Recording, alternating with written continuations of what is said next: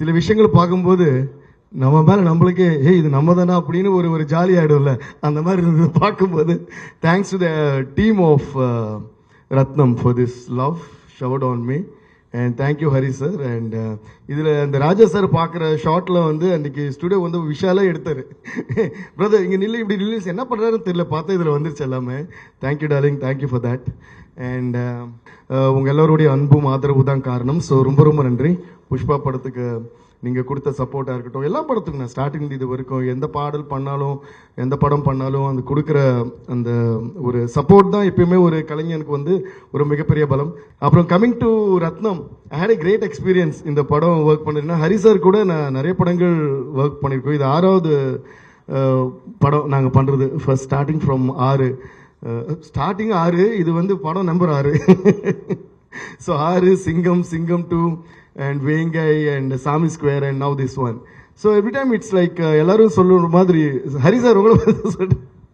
So 6வது வாட்டி நம்ம இணைந்து வேலை செய்கிறோம், அதுக்கு ரொம்ப ரொம்ப நன்றி. ஏன்னா எப்பவுமே வந்து டைரக்டர், நான் டைரக்டர் தான் ஃபர்ஸ்ட் வந்து ஒரு கதை எழுதி ஒரு படம் உருவாக்குறதுக்கு காரணமே வந்து அந்த கதை யார் எழுதுறாங்களோ அது most of the cases director எழுதுறதுனால the director is the main reason behind the whole project happening. ஏன்னா அவங்க வந்து கதை எழுதி அவங்க ஒரு ஹீரோவுக்கு அதை வந்து ஓகே பண்ணி ப்ரொடியூசருக்கு எல்லாம் பண்ணுறதுனால தான் மற்ற டெக்னீஷியன்ஸ் எல்லாமே, அதுக்கப்புறம் ஒரு மியூசிக் டைரக்டராக இருக்கட்டும், stunt master, choreographer, editor, cameraman எல்லாருமே. அதனால எப்பயுமே வந்து ஒரு பெரிய கைத்தட்டல் டைரக்டருக்கு கண்டிப்பாக நம்ம கொடுத்து ஆகணும் before starting any thing. Hari sir பண்ணுற படங்களே இது ரொம்ப வித்தியாசமான படமாக அமைஞ்சிருக்கு. அவர் முதல் நாள் எனக்கு கதை சொன்ன உடனே அதோட கதை நான் உங்ககிட்ட சொல்ல முடியாது, ஆனால் பயந்துட்டார். அதோட கோர் ஸ்டோரி வந்து ரொம்ப எமோஷனலாக, ரொம்ப டச்சிங்காக, ரொம்ப டிஃப்ரெண்ட்டாக எழுதியிருக்காரு. ஸோ அதுதான் எனக்கு ரொம்ப பிடிச்சிருந்தது. So I had great an experience, while working on this film. And my darling brother Vishal கூட வந்து இது first time we are working. நிறைய வாட்டி நாங்கள் ஒர்க் பண்ண வேண்டியது, ஏதோ டைம் லைன் அது இதுன்னு சொல்லிட்டு அமையாமே இருந்தது. அது ஃபைனலாக ஒரு டிஃப்ரெண்ட்டான ஒரு படம். அதுவும் எங்கள் 2 பேருக்குமே பிடிச்ச ஒரு டைரக்டர் ஹரி சார் கூட நாங்கள் சேர்ந்து இணைந்து ஒர்க் பண்ணுறதுங்க 2 பேருக்குமே ஒரு சந்தோஷம்.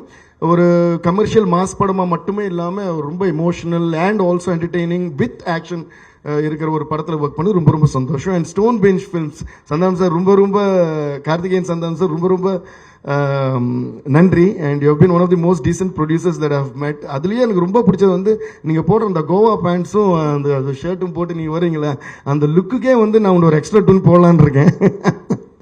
அந்த அளவுக்கு அவர் கூட ஒர்க் பண்ண எங்களுக்கு பிடிச்சிருக்கு. ஸோ யோகி பாபு சார், நானும் உங்களுடைய ஒரு ரசிகன். நீங்கள் ஸ்க்ரீனில் வரும்போது நீங்கள் வந்த உடனே சிரிக்க ஆரம்பிச்சிடுவோம். அப்புறம் தான் நீங்கள் என்ன பேசுறீங்கிறத கேட்குறோம். ஸோ அந்த அளவுக்கு நீங்கள் வந்து ரசிகர்களை வந்து சம்பாதிச்சிட்டீங்க. ஸோ சார், உங்களோட கேரக்டரும் சரி, உங்களோட ஸ்க்ரீன் ப்ரெசன்ஸும் சரி வேறு லெவல் சார். அதுவும் இந்த படத்தில் வந்து நான் ஹரி சார் கிட்ட சொன்னேன், முழுக்க ஹீரோதும் உங்களது இருக்கிற டிராவல் வந்து அது வந்து எக்ஸ்ட்ராடனரியாக வந்திருக்கு படத்தில். அது வந்து இல்லை, அதுக்கு மேலே எதுவும் சொல்ல மாட்டேன் சார். நான் டியூன் போட்டு காட்டுறதுக்கே ரொம்ப யோசிப்பேன், இதில் கதையை சொல்லுவேன்.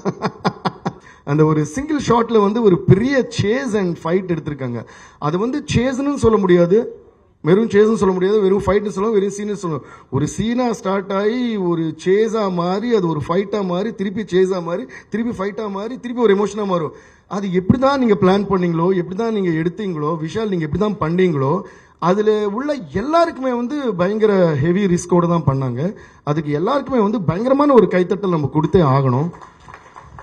I think till today this is one of the lengthiest, எனக்கு தெரிஞ்சு this is one of the lengthiest single shot, raw single shot ஏன் சொல்றேன்னா, நம்ம நிறைய ஹாலிவுட் ஃபிலிம்ஸ் எல்லாம் கூட பார்ப்போம், நிறைய சிங்கிள் ஷாட்ஸ் பார்த்துருக்கோம். But lot of single shots are stitch together, இல்லையா சுகுமார் சார்? லைக் இங்கே நீங்கள் ஒரு பார்ட் அது தெரியாமல் ஸ்டிச் பண்ணுறதே ரொம்ப பெரிய விஷயமா இருக்கும். இது நான் ஏன் சொல்ல விரும்புகிறேன்னா, ஒரு மியூசிக் கம்போசராக அந்த சீனை நான் ரொம்ப அந்த என்டையர் சீக்வன்ஸ் ரொம்ப என்ஜாய் பண்ணேன். பேக்ரவுண்ட் ஸ்கோர் பண்ணும்போது மறுபடியும் அது போடுங்கன்னு பார்த்து ரசிச்சுட்டே இருந்தேன். நானே ஒரு ரசிகன் ஆகிட்டேன் அதுக்கு. இது வந்து ரியலாகவே ராவாகவே ஒரே கேமரா, அது வந்து போகும், அது திடீர்னு பறக்கும், திடீர்னு ட்ரோன் ஆகும், திடீர்னு கீழே வரும். எப்படி பண்ணாங்கன்னு மெஸ்மரைஸ்டு. அண்ட் ஹரி சாருக்கு வந்து ஒரு ஸ்பீடு இருக்குன்னு சொல்றாங்களே, நான் இப்போ சொல்றேன், அந்த ஸ்பீடு வந்து அவர் நடக்கிறதுலயோ பறக்கிறதுலயோ போறதுலயோ வர்றதுல மட்டும் இல்லை, அவர் சிந்தனையிலையும் இருக்கு, அவர் மேக்கிங்லயும் இருக்கு, அவரோட அன்புலையும் அந்த ஸ்பீடு இருக்கு, எல்லாத்துலயும் அந்த ஸ்பீடு இருக்கிறதுனால தான் அவர் ஸ்பீடா போயிட்டே இருக்காரு. சார், இது நீங்க பண்ணதுலயே ரொம்ப ஒரு வித்தியாசமான ஒரு ஒரு ஒரு என்ன பண்ண ஒரு ப்ராஜெக்ட் இது நீங்க பண்ணதுலயே. செய்திகளை உடனுக்குடனும் துல்லியமாகவும் தெரிந்து கொள்ள சப்ஸ்கிரைப் பண்ணுங்க.